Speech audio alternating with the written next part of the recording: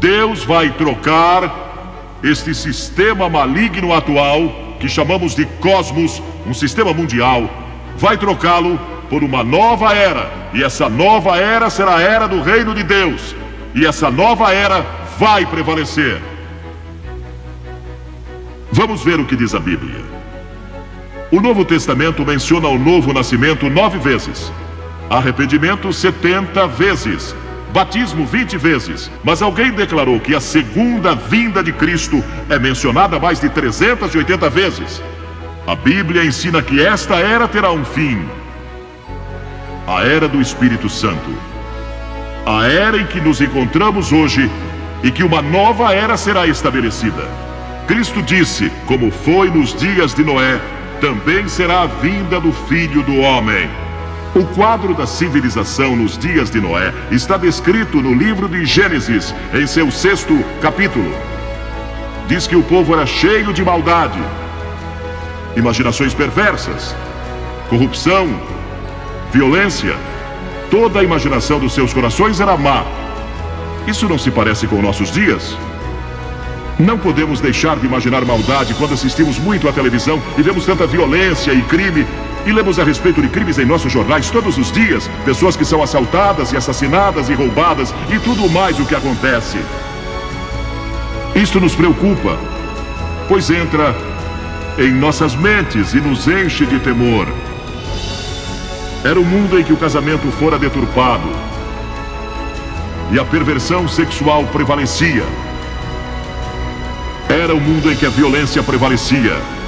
Recentemente, na Conferência Internacional de Mulheres, patrocinada pelas Nações Unidas em Nairobi, a questão da violência contra as mulheres foi frequentemente discutida. E violência contra crianças, pessoas que maltratam seus filhos.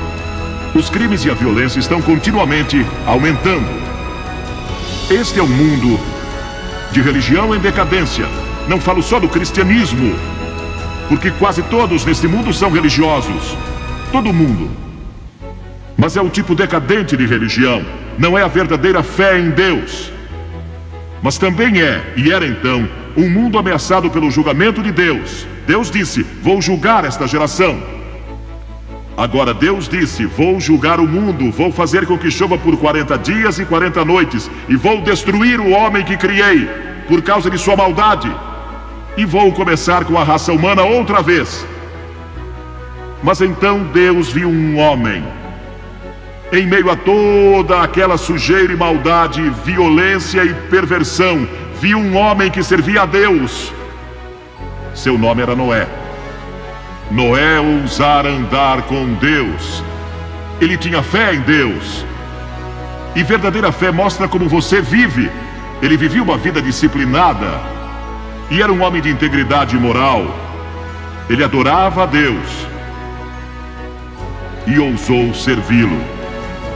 Ele era um não conformista. Zombavam dele em seu lugar de trabalho. E zombavam dele nas reuniões sociais às quais comparecia.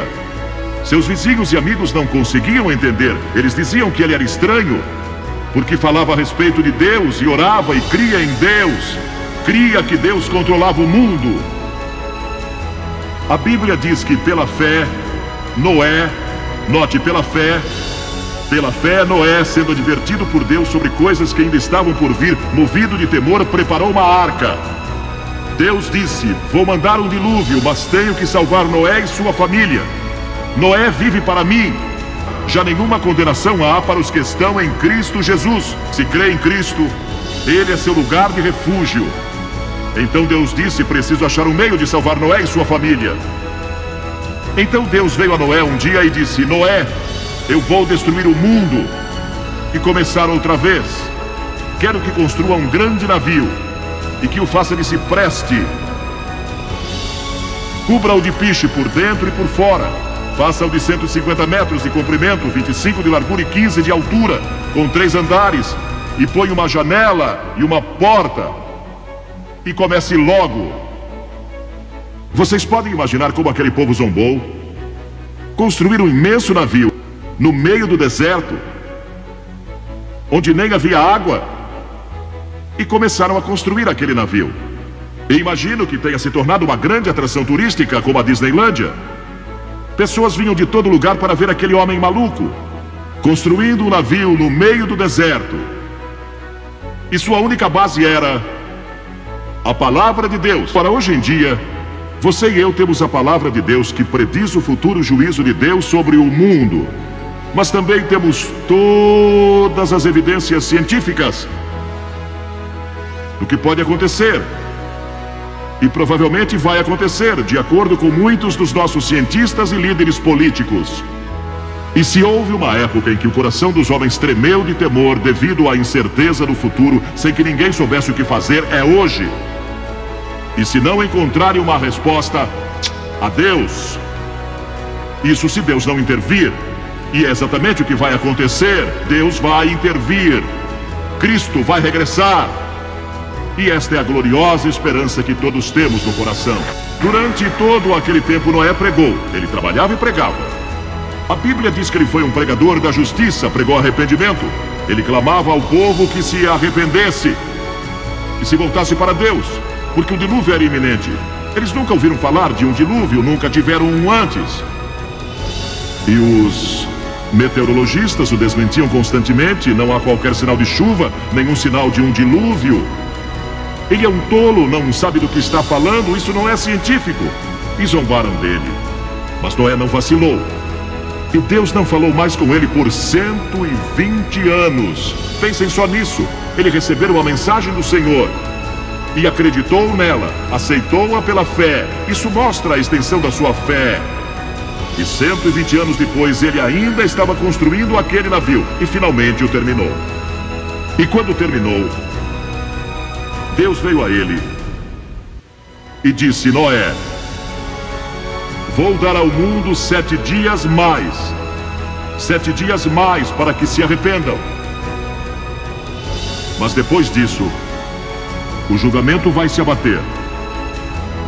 A Bíblia adverte que o mundo vai sofrer um julgamento.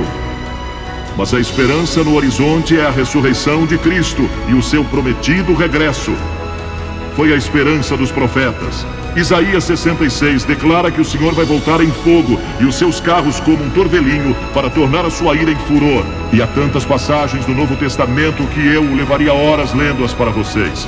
Cristo disse: vou preparar-vos lugar, e quando eu for e vos preparar lugar, voltarei, e vos receberei para mim mesmo, para que onde eu estou estejais vós também.